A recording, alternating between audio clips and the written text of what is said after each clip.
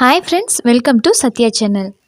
இது பார்த்தீங்கன்னா நம்மளோட வெள்ளி கொலுசை எப்படி புதுசு மாதிரி மாற்றலாங்கிறத பார்க்கலாம். 2 பொருள் போதுங்க. ஃபஸ்ட்டு ஸ்டெப் பார்த்தீங்கன்னா ஓவர் நைட்டு மிஷின் ஆயில் ஊற்றி நல்லா ஊற வச்சுக்கலாம்.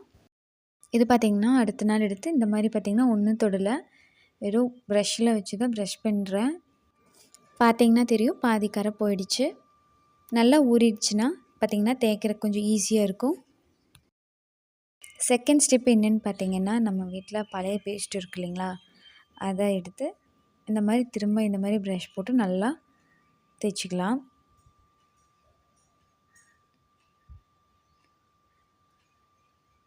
நல்லா ஊறினா டக்குன்னு உங்களுக்கு பார்த்திங்கன்னா அந்த கரை விட்டுரும். அவ்வளோதாங்க, நம்ம கொலுசு புதுசு மாதிரி ஆயிடுச்சு.